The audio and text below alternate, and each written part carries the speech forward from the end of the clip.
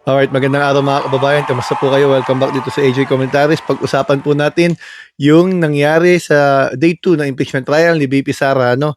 Maraming nangyari kanina at maraming objections at hindi lang objections, maraming kapuna-puna na takbo ng opinion ng ibang mga senator judges na alam naman natin na para may kinikilingan pero sana hindi. Sana para talaga sila sa katotohanan mga kababayan. So kanina po, may magandang nilabas yung ebidensya o testigo, unang-unang testigo ng prosecution, mga kababayan. So napanood natin yung mga sinabi ni VP Sara. Sinubukan pa ng depensa, mga kababayan, na i-request na sana tanggalin bilang testigo itong kanilang witness. Pero of course, na-deny naman yan. Halos puro deny nga yung objections eh. But anyways, mga kababayan, kung di pa po kayo nakasubscribe, sana po subscribe kayo, comment at like para magtuloy-tuloy po tayo. Maraming pong salamat sa mga nakapanood at nakapakinig sa mga nakaraan kong videos. Ang gusto ko pong pag-usapan o itanong, siguro yung tanong din ni Senator Risa Hontiveros, no? Magandang pag-usapan yung tanong na yun eh. Was the act impeachable? Yung bang mga ginawa ni VP Sara na pinakita nila, na pinatotohanan ng NBI agent na sumuri dun sa video, na totoo yung video, na hindi peke, si VP Sara talaga yon, etc. etc. Basically, yun naman ang punto niya. So mga kababayan, impeachable offense ba yun? Pwede ba siya ma-impeach dun? Yun yung tanong eh. So ano ba talaga yung threat? Ang punto kasi ng depensa, punta muna tayo sa depensa, bagamat hindi pa natin napapanood ang kanilang strategy, pero sa kanilang mga pronouncement sa media, sa mga sinasabi nilang mga argumento, mga kababayan. Ang sabi pa nga ni VP Sara, yun daw is freedom of expression, mga kababayan. So ngayon, ano ba ang threat? Revised Penal Code Article 282, mga kababayan. Kapag ang isang tao ay nagbabanta na mag-i-inflict ng harm, magkokos ng harm o makakapanakit sa isang tao, pamilya o property, mga kababayan, basta may threat na makakadisturbo, makakasakit o makakapahamak sa isang tao, banta yun. Ngayon ang tanong, mga kababayan, kapag ba binantaan ka ng isang tao, napapatayin ka, pero hanggang ngayon buhay ka pa, ibig sabihin ba nun walang krimeng pagbabanta? Pwede ba sabihin nung nagbanta na, hindi ko naman siya pinatay, hindi ko naman tinuloy eh. Mga kababayan, hindi naman tinatanong kung napatay ba eh, di ba? Ang tanong, nagbanta ba? Yun din ang sitwasyon ni VP Sara ngayon, mga kababayan. Ang tanong, nag-threat ba siya? Pinagbantaan ba niya ang buhay ni Pangulong Bongbong Marcos, First Lady Lisa Marcos at yung dating House Speaker na pinsan si Representative Martin Romualdez? Pinagbantaan ba niya? Mga kababayan, madaling sagutin yun dahil nakita naman ng lahat, napanood naman ng lahat, nakapakinggan naman ng lahat.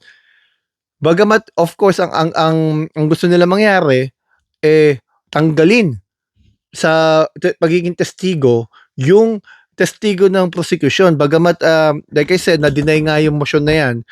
So ngayon, mapapansin po ninyo, yung mga argumento ng depensa, parang to the rescue dyan lagi sila Alan Cayetano, si Pia Cayetano. Ginagamit yung para kasi wala akong nakitang sagot sa defense kanina, bagamat di pa nila oras para sumagot o magtanong.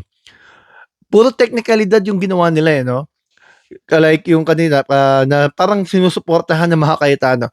Halimbawa, yung video na gusto nila ipresenta, yung kabuuan, yung 2 hours and 26 minutes ata. Ang gusto ng prosecution, yung pinili lang nilang parte, yung 2 minutes and 18 seconds. Of course, sumugunda agad sila Alan Cayetano. Bakit kung papanoorin naman pala natin yan kasi sa mga darating na panahon, kasi i-request ng defense yan kapag pagkakataon na nila na ipalabas, papanoorin din naman natin bakit di pa natin panoorin ngayon? Maganda sana yung logic pero mga kababayan, panahon ito ng pagtatanong ng prosecution, diskarte ng prosecution to ngayon. So bakit kailangan diktahan o utusan o impluwensyahan yung paraan ng prosecution paano nila gustong ilabas yung ebidensya? Ngayon kapag dumating yung panahon ng depensa, pagkakataon nila yon, strategy nila yon kung paano. Ano po bang pinagkaiba kung panoorin ng buo o hindi? Ganito po mga kababayan, ito po tingin natin diyan. Kapagka yung gusto mangyari ng prosecution na yung 2 minutes and 18 seconds lang na ipakita, matutumbok nila yung gusto nilang tumbukin agad. Ano mga kababayan? Kasi pagkakataon nila 'to, oras nila 'to, eh. Ngayon kung ang depensa gusto nilang panoorin 2 hours, o di panoorin natin lahat, ilabas nila sa ano, 'pag sa panahon nila. Kasi ang pinupunto nila baka out of context siguro. Kasi ang mapapakinggan lang natin yung galit-galit na si VP Sara. Kaya yung pinlay medyo, may espasyo pa, eh, 'no, may kausap pa si VP Sara at dun nagsisimula yung inamin na nga niya 'no, na meron siyang kinausap, isang assassin o mamamatay tao, kinontrata na niya para sundin siya mga kababayan. So, sa lahat ng yon mga kababayan, nagtanong din si Senator Rizon Tiveros. Ang tanong nga niya, was the act impeachable? Yung pagta-threat na yon. Eh, yung sumasagot na yung prosecution mga kababayan, anong ginawa ni Pia Cayetano? Di ba tumayo rin siya? Nag Nag-motion pa siya, baka pwedeng i-strike out the record. Ibig sabihin, burahin sa record yung sagot ng prosecution at yung tanong ni Rizon Tiveros in effect, mga kababayan. Ang punto lang natin, bakit hindi natin hayaan sumagot yung prosecution sa sagot nila? Kasi sabi niya, parang closing statement na. Bakit? Paano natin nalalaman yung closing statement? Di ba, trial nga ito eh. Hayaan nating lumabas yung gusto nilang sabihin eh. Marinig ng taong bayan, marinig din ng mga judges. Bakit parang alam agad nila kung saan yung tungo? Di ba mga kababayan? Ngayon, wala akong nakitang mali para sa akin dun sa pagtatanong ni Rizon Tiveros. Dapat din maaga pa lang alam na natin yung pagtatanong ba ng prosecution eh talagang may bigat para masabing impeachable yung nagawang offense. Kasi like I said, kaya nila nilagay yung NBI agent dyan, mga kababayan, maaaring para patunayan na totoo yung video, totoong si Sara yun. Hindi peke. Yung defense lawyer nila na si Narvasa, alam naman natin na panay object sa lahat ng ginawa kanina. Sobrang daming objections, mga kababayan. Daming naging nangyari.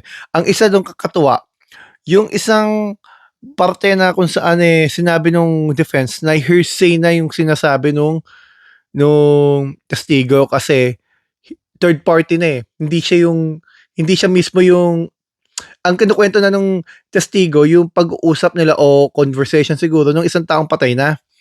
Ano mga kababayan? Eh ngayon naturuan pa tuloy tayo, natuto tayo kanina eh. May sinabi kasi si prosecutor, sino ba yung prosecutor kanina? Si Ligutan, Attorney Ligutan. Ang sabi nga niya, doctrine of independently relevant statement. Apakaganda, no? Yun pala yung doctrine ng hearsay. Doctrine of independently relevant statement. Bagamat, hindi siya yun.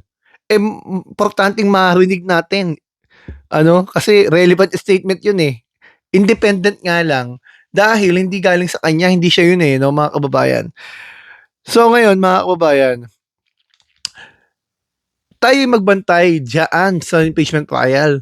Kasi kung ang mga judges ay magiging o mag-aabogado sa ibang sa isang panig, delikado ang impeachment trial mga kababayan dahil alam naman nating political, quasi-political yan eh, no? Hindi lang yan basta, hindi nga yan na halos judicial dahil puro politiko nakaupong judge eh. Di ba mga kababayan? Ang magiging hahatol dyan, talaga, in the end of the day, taong bayan. Lalo na yung mga re-electionist sa 2028. Diba, tinitimbang nila kung anong pulso ng bayan, mga kababayan. So hanggang dito po muna. Sana po ay may natutunan tayo sa pagkakataon ito. Hanggang dito po muna. Kung di pa po kayo nakasubscribe, subscribe na po sana kayo, comment at like. AJ Comentaros pa. Salamat po sa inyo mga kababayan.